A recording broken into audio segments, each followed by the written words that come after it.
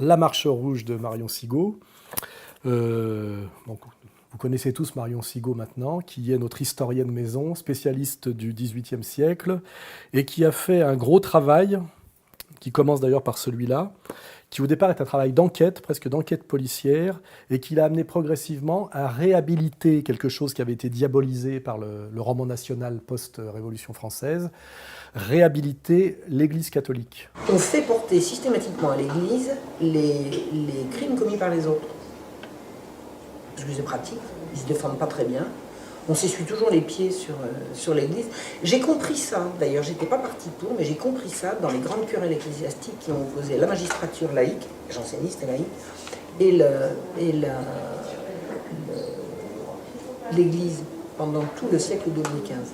Réhabiliter l'Église catholique et aussi, à travers l'Église catholique, l'Ancien Régime, en mettant bien en évidence que le roi et l'Église, ce qu'on appelle la monarchie théocratique, avaient le souci du peuple et maintenait un équilibre entre le côté prédateur des féodaux et aussi le côté prédateur plus discret de la bourgeoisie montante, à travers notamment ce qu'on appelle les Robins, la noblesse de robe, et qu'en fait, parmi ces corps, on va dire, qui constituaient l'élite, le roi est celui qui avait le souci de la vie du peuple, et qu'il s'appuyait pour ça sur l'Église catholique. Et Marion Sigaud, à travers ce livre qui s'appelle La Marche rouge ou Les enfants perdus de l'hôpital général, nous montre bien que à partir de la Régence, puis de Louis XV, les pauvres, notamment à Paris, qui étaient, comment dirais-je, sous la protection de Saint Vincent de Paul. Ils ont faim. Je ne demande pas pour moi. 4. C'est bon, tu peux venir tous les jours. 1 minute.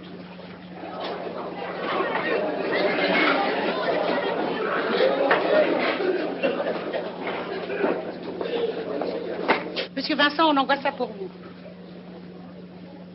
Qui m'envoie ça? L'hôpital ne peut rien pour eux. La mère supérieure est formelle. Ils ne sont pas malades, il faut une maladie.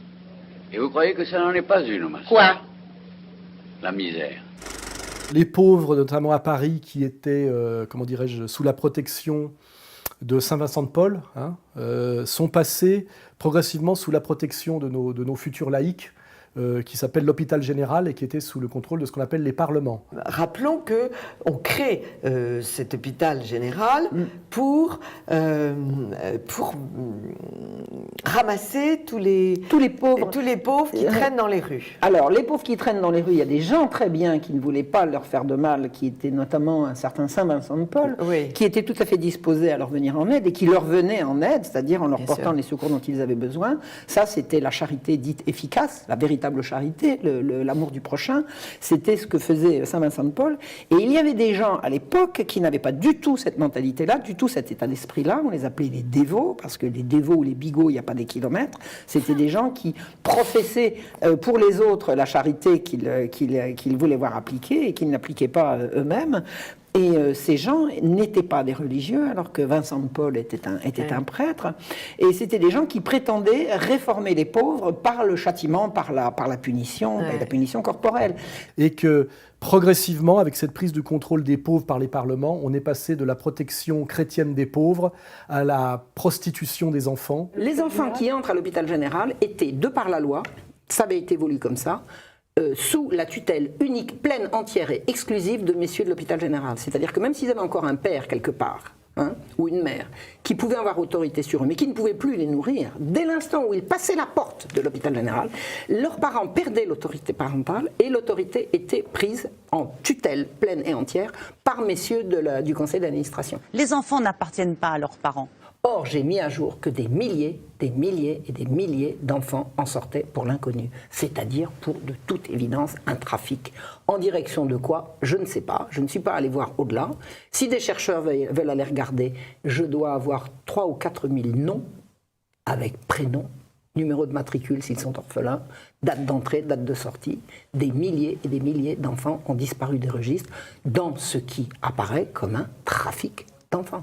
Donc c'est un livre très intéressant parce que ça restitue le climat de l'époque, hein, ça s'appelle Régence Louis XV, sur la question effectivement qui deviendra centrale après, qui est le triomphe des droits de l'homme sur la charité chrétienne, et en fait la très grande violence de ce qui adviendra après la Révolution française, et en fait ce qui aboutira d'ailleurs à la naissance du prolétariat, à la condition ouvrière et au mensonge bourgeois, et qui permet à Marion Sigaud de dire que l'Église catholique et le roi étaient des protecteurs des petits, des travailleurs et des enfants, et que la situation s'est dégradée terriblement à partir de la perte du pouvoir progressif de l'Église et du roi, renversé en réalité par ce qui constituait déjà à l'époque les parlements, c'est-à-dire en fait par la bourgeoisie montante. Ces gens qui sont des gens très riches, ce sont des magistrats, ils sont au cœur de l'opposition à l'absolutisme royal, et ils seront également au cœur de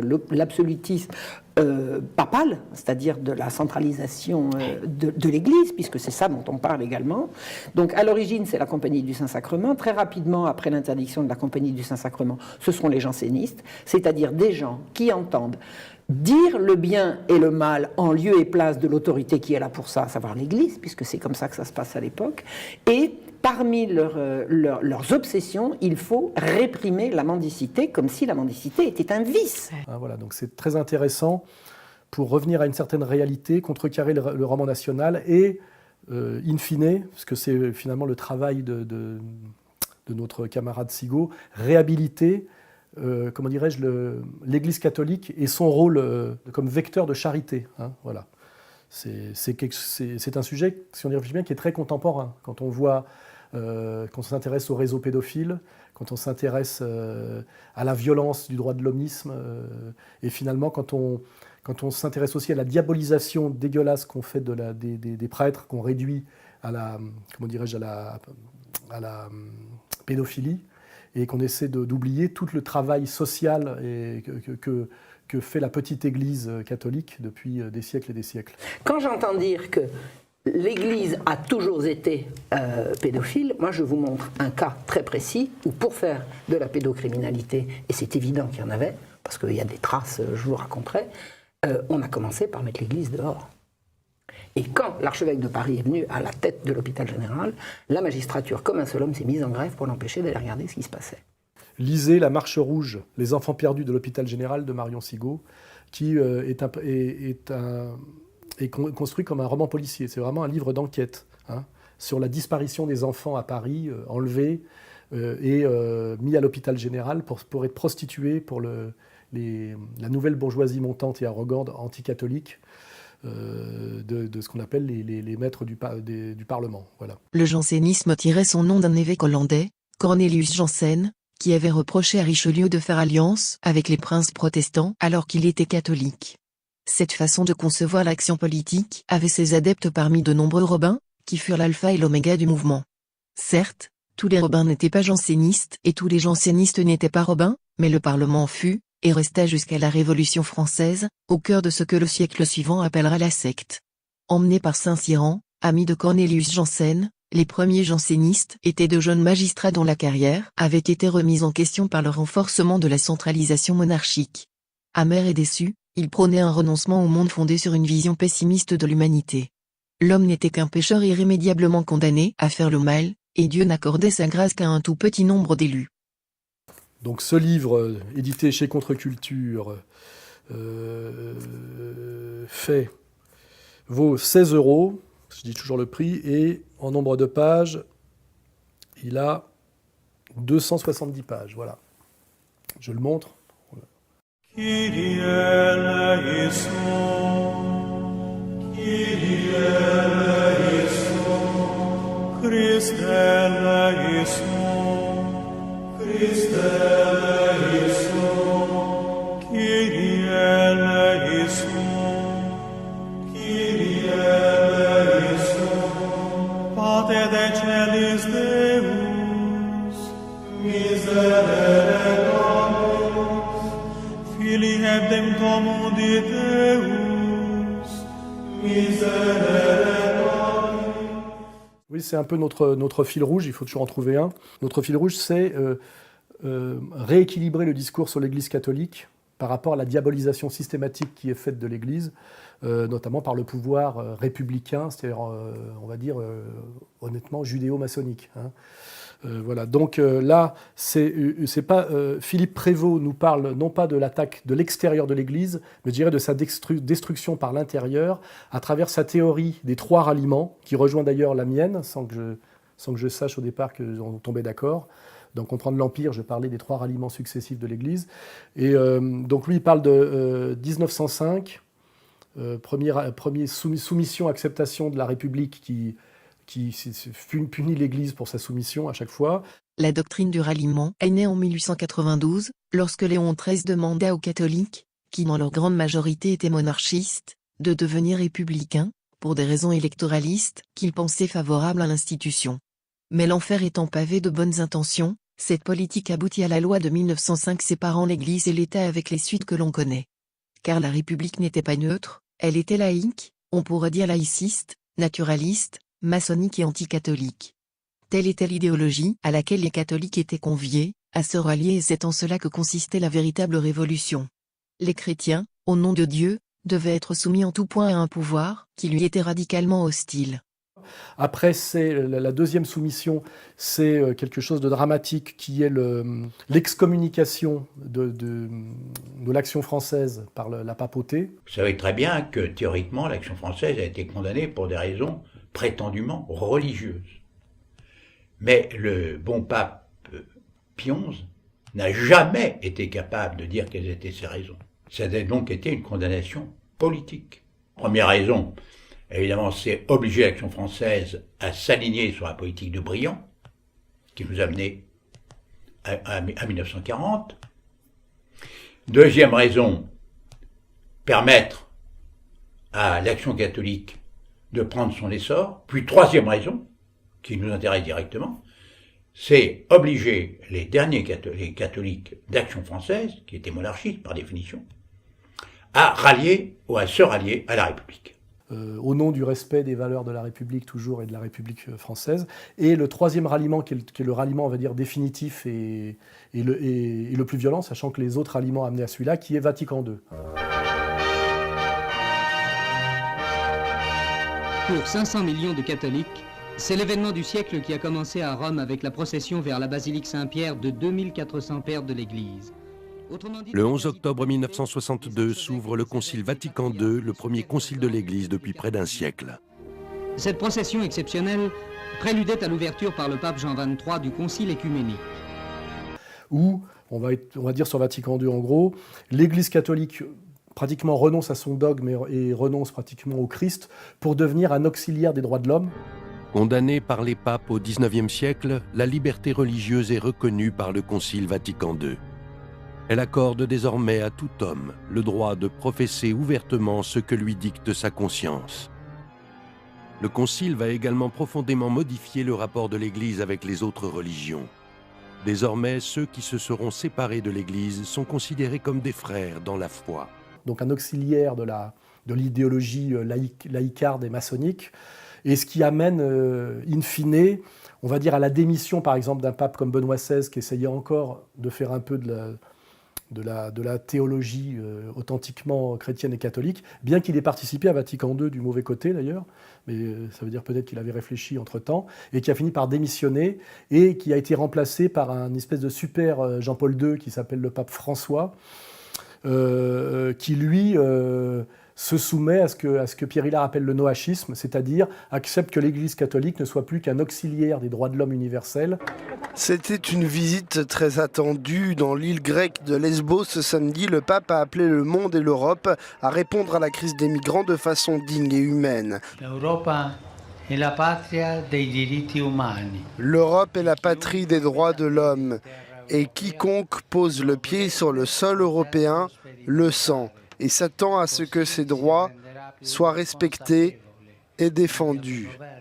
Travaille à travers ces petites critiques lénifiantes à la marche du nouvel ordre mondial. Che non vanno discriminati, che devono essere rispettati, accompagnati pastoralmente. La cultura è cambiata e grazie a Dio. I cristiani dobbiamo chiedere tante scuse, non solo su questo. Perdono, non solo scuse. Et finit par aller se prosterner à Auschwitz.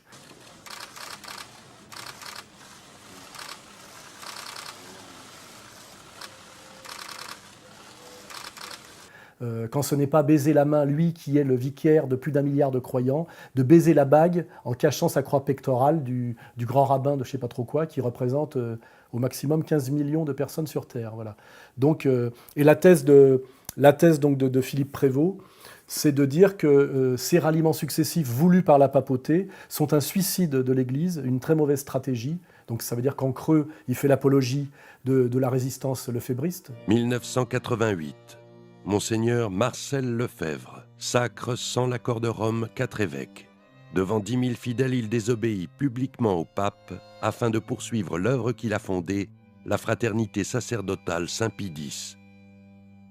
Comment cet évêque, ancien missionnaire au Gabon, archevêque de Dakar, délégué apostolique pour toute l'Afrique francophone, supérieur de la congrégation du Saint-Esprit, en est-il arrivé à ce point de rupture ? Et qu'il faudra à un moment donné qu'il y ait un sursaut authentiquement chrétien, et sinon que l'Église disparaîtra. Voilà. Donc comme c'est un vrai chrétien, je pense qu'il croit à ce sursaut, mais il dit que là c'est très mal barré et que c'est de la responsabilité des élites catholiques, de la papauté et du Vatican si on en est là aujourd'hui. Souvenons-nous que Dieu écrit toujours droit, même lorsqu'il le fait, apparemment, avec des lignes courbes. Le dogme du ralliement semble aujourd'hui triompher, mais la crise qui affecte l'Église est d'une telle profondeur que celle-ci n'a d'autre issue que de revenir sur elle-même. Comme l'a dit Nietzsche, l'avenir appartient à ceux qui auront la mémoire la plus longue. Sur ce point, l'Église est imbattable. Un jour viendra où elle se détachera du monde, mot qui n'est que l'anagramme de démon. Elle se souviendra de ses origines et elle reniera le dogme du ralliement. Elle n'a d'ailleurs pas d'autre choix, elle a le couteau sous la gorge, car Satan, à la différence de Dieu, ne fait pas de crédit. Donc ce bouquin, qui s'appelle L'Église et le ralliement, sous-titre Histoire d'une crise 1892-2000, vaut 19 €, et c'est une somme, hein, il fait 565 pages, voilà.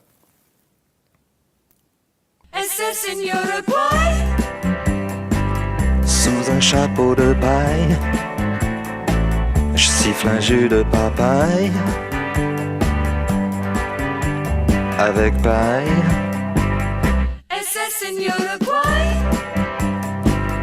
Mein Kampf d'Adolf Hitler, donc un des livres les plus controversés. Plus que controversé, il n'y a pas de controverse. Il y a 2 livres maudits au XXe siècle, je crois. Il y a Mein Kampf d'Adolf Hitler et les Bagatelles pour un massacre de Louis-Ferdinand Céline. Alors il se trouve que ce livre, comme vous le savez, est tombé dans le domaine public récemment, donc il est libre de droit, et nous avons décidé de le rééditer. Alors quel est le lien avec le fil rouge catholique ? Il y a une édition déjà qui circule depuis toujours en réalité en France, qui est l'édition des éditions latines, hein, car ce livre a toujours été en vente. Il n'est pas interdit, il était simplement à l'index, c'est-à-dire interdit de présentation. Hein. Et avant, les droits d'auteur allaient au Länder de Bavière, je crois, pour des raisons étranges. Des lecteurs nous diront pourquoi d'ailleurs. Et aujourd'hui, il est dans le domaine public. Quel rapport avec le catholicisme ? Cette édition, qui n'est pas l'édition des éditions latines, ce n'est pas la traduction des éditions latines, c'est la traduction qui avait été faite en 1934, sachant que le livre a été dicté par Hitler en prison en 1924, donc il est sorti en France 10 ans après. Ça, c'est la traduction qui avait été faite à la demande de Charles Maurras, qui voulait à tout prix que les Français lisent ce livre, comme d'ailleurs le maréchal Lyautey qui disait que tout Français devait lire ce livre. Hein. Maréchal Lyautey qu'on ne peut pas soupçonner de germanophilie et de collaboration. Maurras, le patron de l'Action française, excommunié, comme je vous l'ai dit, était un latinophile et un méditerranéen qui était très hostile à la culture germanique. Et il voyait dans le camp des patriotes monter, notamment, on pense à Rebattet dans son propre camp, une sympathie française pour Hitler et son programme. Et donc le but de Maurras, c'était d'alerter les Français en leur disant « lisez ce livre » pour que les Français constatent et réalisent que ce livre, qui était l'aboutissement du pangermanisme, était très hostile et avait un projet très hostile pour la France et les Français. Car il faut qu'on se rende enfin clairement compte de ce fait, l'ennemi mortel, l'ennemi impitoyable du peuple allemand, est et reste la France. Peu importe qui a gouverné ou gouvernera la France, que ce soit les Bourbons ou les Jacobins, les Napoléons ou les démocrates bourgeois, les républicains cléricaux ou les bolchevistes rouges, le but final de leur politique étrangère sera toujours de s'emparer de la frontière du Rhin et de consolider la position de la France sur ce fleuve, en faisant tous leurs efforts pour que l'Allemagne reste désunie et morcelée. L'Angleterre désire que l'Allemagne ne soit pas une puissance mondiale. La France ne veut pas qu'il existe une puissance qui s'appelle l'Allemagne. La différence est considérable. Ce qui veut dire d'ailleurs que nous pouvons rééditer ce livre sans aucun problème, car en tant que Français, nous ne pouvons pas être hitlériens. Pour être hitlérien, il faut être allemand, germanique.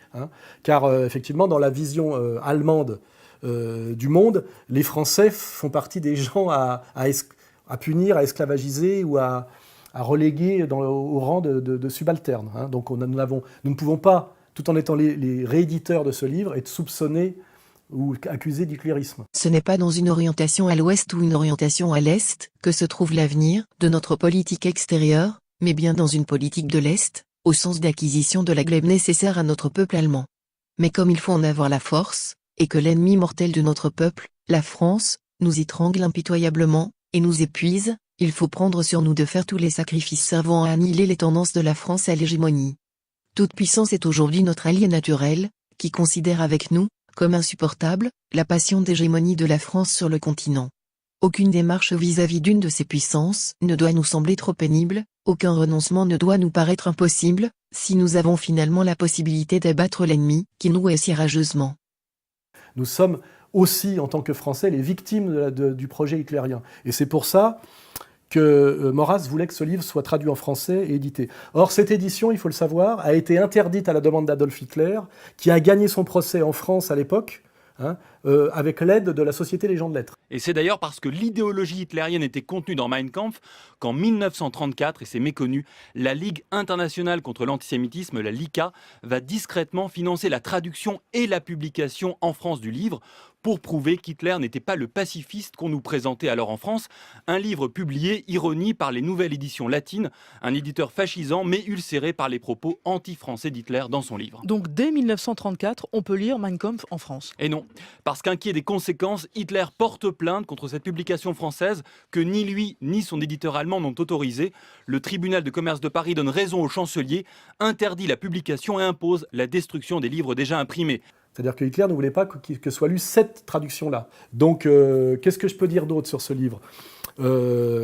Pourquoi c'est un livre dont on ne peut pas faire l'apologie ? Parce qu'en fait, même s'il critique à travers la domination de la finance de l'époque, on va dire la communauté juive, il critiquait ce qu'on appelle un universel de domination. Il ne proposait pas à la place une émancipation. Il proposait de remplacer cet universel de domination, c'est-à-dire la domination du peuple élu, par une autre domination qui était celle de la race des seigneurs. Un État qui, à une époque de contamination des races, veille jalousement à la conservation des meilleurs éléments de la sienne, doit devenir un jour le maître de la terre. Il s'opposait à une soumission pour nous imposer une autre soumission, et notamment à nous, Français, Latins, etc. Ce ne fut pas par hasard que les premières civilisations naquirent là où l'Arien rencontra des peuples inférieurs, les subjugua et les soumit à sa volonté. Ils constituèrent le premier instrument technique au service d'une civilisation naissante. Par suite, la voie que devait suivre l'Arien était nettement dessinée. Conquérant, il soumit les hommes de race inférieure et mit leur activité pratique sous son commandement, suivant sa volonté et conformément à ses buts. Mais, en leur imposant une activité indispensable, bien que pénible, il n'épargna pas seulement la vie de ses sujets, il leur fit peut-être même un sort meilleur que celui qui leur était réservé, lorsqu'ils jouissaient de ce qu'on appelle leur ancienne liberté. Et c'est en ça qu'on peut s'intéresser à ce livre sans être séduit par lui, parce que finalement, on peut constater que la vision hitlérienne du monde est un judaïsme inversé. C'est-à-dire que ça ne propose pas de mettre à bas une domination pour un projet, par exemple, ce qu'on appelle un universel d'adhésion, mais c'est mettre à bas une domination pour la remplacer par une autre domination tout autant brutale et raciale que celle qui est annoncée dans l'Ancien Testament. Les gentils seront là pour paître vos troupeaux, les fils des gentils seront vos laboureurs et vos vignerons. Mais vous, on vous appellera prêtre de Yahvé. On vous nommera ministre de notre Dieu. Vous mangerez les richesses des nations, et vous vous parlerez de leur magnificence. Donc on peut même dire, si on veut pousser le bouchon un peu loin, que Hitler est une victime collatéral du judaïsme et de l'esprit juif, et que finalement il n'a fait que transposer traduire en allemand, effectivement, le projet biblique, c'est-à-dire de peuple élu et terre promise. Dieu dit aux tribus d'Israël, toutes les nations sont dans mon cœur à égalité, mais vous serez un peuple ségoula, ça veut dire un trésor. L'Arien est le Prométhée de l'humanité. L'étincelle divine du génie a de tout temps jailli de son front lumineux. Il a toujours allumé à nouveau ce feu qui, sous la forme de la connaissance, éclairait l'obscurité, recouvrant les mystères obstinément muets et montrait ainsi à l'homme le chemin qu'il devait suivre pour devenir le maître des autres êtres vivants sur cette terre. Être juif, c'est être une espèce d'escorte silencieuse et secrète pour les autres peuples et pour les autres nations. Si le judaïsme est venu, c'est pour apporter un petit quelque chose aux autres peuples. Voilà. Donc nous n'avons pas à choisir, je crois, nous, entre le peuple élu et la race des seigneurs. Français nous sommes, Français nous restons. Voilà. Donc lisez ce livre avec toute cette distance critique. Alors on va en venir, nous le vendons pour 25 €. Et dans cette traduction, il fait 550 pages. Voilà. Et nous avons bien sûr gardé la note obligatoire, l'avertissement au lecteur, etc., qui est obligatoire depuis au moins la loi Pleven, je crois, depuis quelques années. L'intérêt aussi de l'acheter chez nous, c'est que bizarrement, bien qu'il soit dans le domaine public, les grands sites de vente à distance de livres là, refusent de le vendre. On sent qu'il y a une pression. Et ce qui est intéressant, c'est que normalement, il paraît que ce livre est un tissu d'ânerie et un livre abject, mais il y a quand même beaucoup de gens qui n'ont pas envie que les gens le lisent. Qu'est-ce que ça veut dire cette histoire? C'est un texte criminel. Ce texte, c'est la condamnation à mort de 6 millions de juifs. Qui ont peur que les gens le lisent. Alors normalement, il n'y a pas de raison d'être inquiet, puisque finalement c'est vérifié en le lisant que c'est, comme ils le disent, la vision d'un dément et n'importe quoi. Moi, comme le disait Nolo à un moment donné, je pense que les gens sont mûrs, matures. Laissez les gens prendre connaissance d'un document historique, se faire une idée. C'est pas un livre qui est balancé comme ça. Il y aura 100 pages ou 200 pages dedans. De quoi vous avez peur? Et oui, qu'est-ce qui se passe? Ils peuvent lire tranquillement ce livre, qui est un document historique de première importance. Car je vous rappelle que à l'audimat, Adolf Hitler est sans doute le personnage historique le plus je dirais pas populaire, mais le plus connu, avec sans doute Jésus-Christ. C'est une star mondiale. Et donc savoir ce qu'il pensait et ce qu'il voulait, je pense que ça fait partie de la culture générale nécessaire et même obligatoire d'un Européen contemporain. Voilà. Il y a des couillonnes qui parlent d'extradition, mais pour moi, pas question de payer l'addition. SS in Uruguay.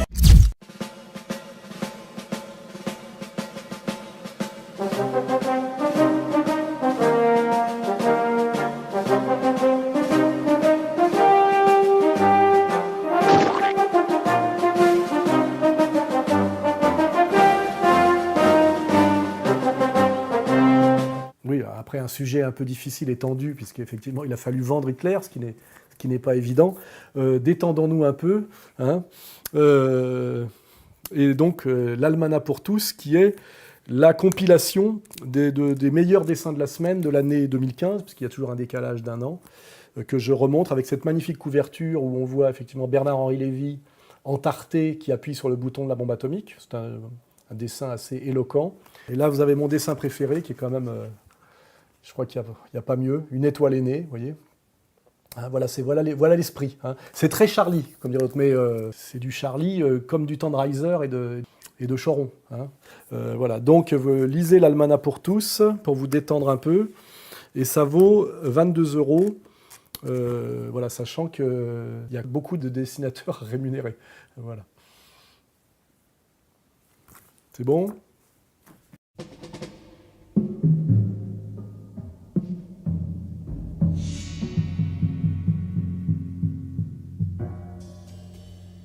Alors beaucoup de gens, par des messages, m'ont dit qu'ils redécouvraient la lecture grâce à Contre-Culture et à nos vidéos, mais que certains avaient envie de lire mais n'avaient pas le temps, ou même avaient des difficultés de lecture, parce qu'il faut dire une chose, c'est quand on n'a pas été habitué à lire jeune et qu'on n'a pas lu beaucoup, on lit mal, et quand on lit mal, ce n'est pas agréable, quand on est lent à lire, et en fait il est très difficile de se remettre à lire tardivement, hein, c'est comme tout, c'est quelque chose qu'il faut pratiquer dans sa jeunesse.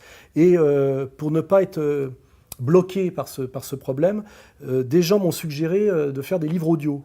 Ils me disent, moi je suis dans ma voiture, par exemple je suis chauffeur de taxi, je suis livreur, en général c'est les petites gens qui me disent ça, c'est pas la bourgeoisie lettrée, quoique la bourgeoisie lit de moins en moins de toute façon. Et ils m'ont dit si c'était des livres audio, on les mettrait dans l'autoradio et on écouterait ça en conduisant, ou on écouterait ça tranquillement à la maison. Et donc on a fait cette première tentative, c'est-à-dire de traduire, je ne sais pas si on peut le dire, de traduire totalement en audio un livre qui s'y prête, qui sont mes chroniques d'avant-guerre, puisque ce sont comme le dernier livre de Zemmour, ce sont la compilation de mes chroniques dans Flash. Voilà. Et alors, ce qui est intéressant, c'est que moi, j'ai écouté un peu. Non seulement c'est très agréable, ça s'y prête bien, mais en plus, j'ai découvert quelque chose, c'est que non seulement je suis un penseur de premier ordre, mais je suis un bon styliste. Petite sociologie de l'amour contemporain. Flash numéro 28, 3 décembre 2009. D'abord, la nouvelle femme.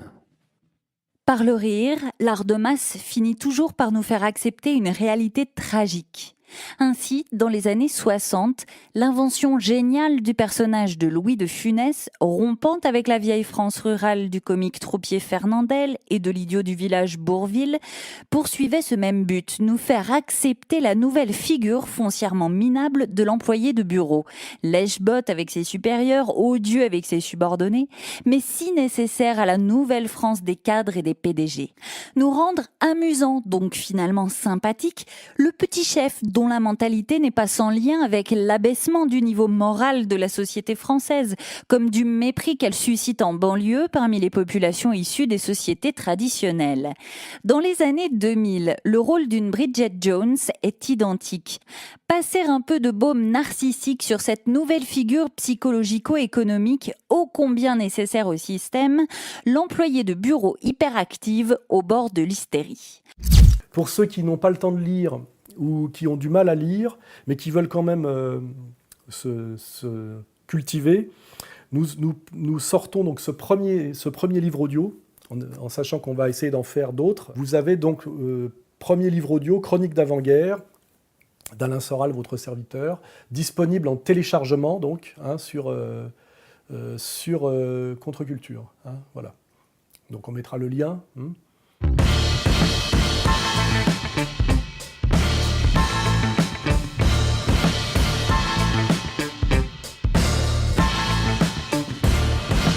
Oui, à la limite, après le livre audio, on est dans l'audio pur et simple. On avait essayé à l'époque de monter une boîte de production musicale. Ça avait été un peu compliqué. Et finalement, on n'a pas lâché le projet. Ça a changé de nom. Ça s'appelle Contre-Culture Musique. Et on essaye d'aider des musiciens, donc d'éditer de la musique qu'on vend sous forme de téléchargement, pas de CD, et toutes sortes de musiques qui nous semblent de qualité. En général, ce sont des gens qui nous approchent et qui nous proposent leur musique. Sachant qu'aujourd'hui, le show business tel qu'il est verrouille entièrement tout et empêche les bons musiciens d'exister. Il suffit de regarder une fois l'émission de Drucker pour comprendre. On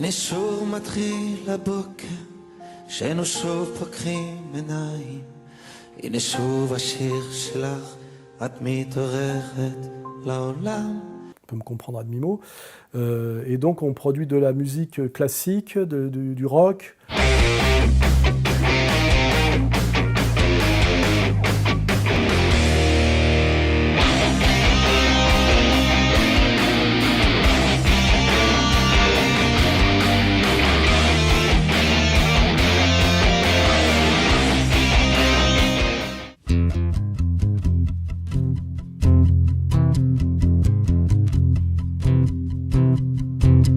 Banquiers, nos amis les bêtes, panique nous pille sans tête. Rien de meilleur qu'une guerre, nous organisons le chaos, nous reconstruirons sur leur dos.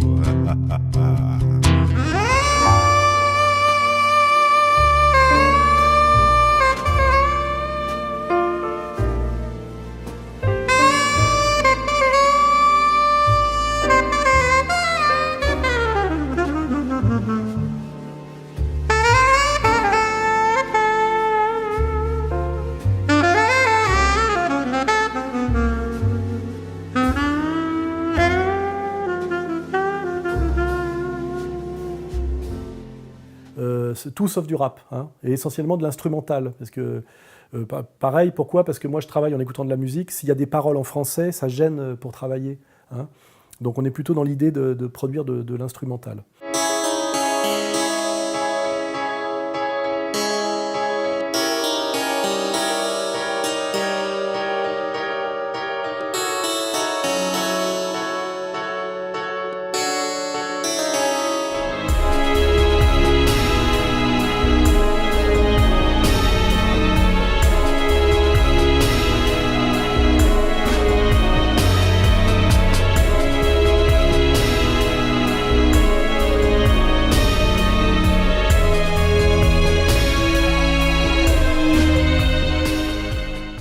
Qu'est-ce qu'on peut dire que notre camarade, notre fierté, c'est d'avoir été rejoint dans ce projet notamment par notre camarade Stéphane Blais.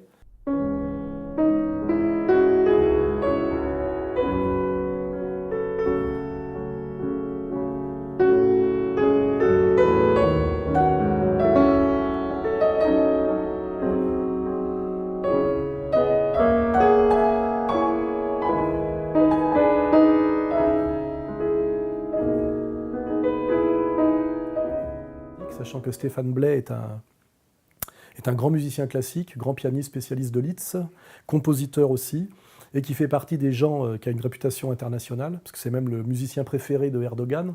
Cumhurbaşkanı Erdoğan'ın sözünü ettiği piyanist Stefan Bled. O dünyanın ayakta alkışladığı bir piyanist. Aynı zamanda Türk dostu ve İstanbul aşığı. 12 ayrı Osmanlı-Türk rapsodisi besteledi. C'est quelque chose qui est difficile à expliquer. J'ai aimé Istanbul dès la première fois où je suis venu et j'ai un grand respect pour la Turquie actuelle et pour son président, Recep Tayyip Erdoğan. Je sais qu'il y a des personnes peut-être dans le milieu musical à qui ça ne plaît pas, mais c'est ce que je pense et je me sens vraiment heureux quand je viens en Turquie. Il est une star en Turquie. C'est intéressant, ça pourra d'ailleurs nous servir pour plus tard. Et il nous a rejoints en disant, alors qu'au départ il avait monté une fondation d'aide aux jeunes musiciens avec Pierre Berger, donc vous dire il a fait du chemin. Et il nous a rejoints très chaleureusement. Ça fait des années que je suis très proche des idées d'égalité et réconciliation. J'aime beaucoup Alain, on est devenus amis, enfin Alain Soral. J'avais été un des premiers à soutenir Dieudonné à l'époque de son sketch quand la terre entière nous était tombée dessus, avec Daniel Prévost à l'époque, enfin bref. Et puis je connaissais beaucoup de gens qui étaient proches de ça. Enfin, par la force des choses, on se rapproche, donc ça me paraissait normal d'aller jusqu'au bout. Il nous a rejoints très chaleureusement, avec tous les risques que ça comporte, et nous sommes dorénavant les éditeurs, on va dire, de Stéphane Blais, par exemple. Je suis né ici, sur ce bord de Méditerranée, dans ce paradis ensoleillé. Palestine, Palestine.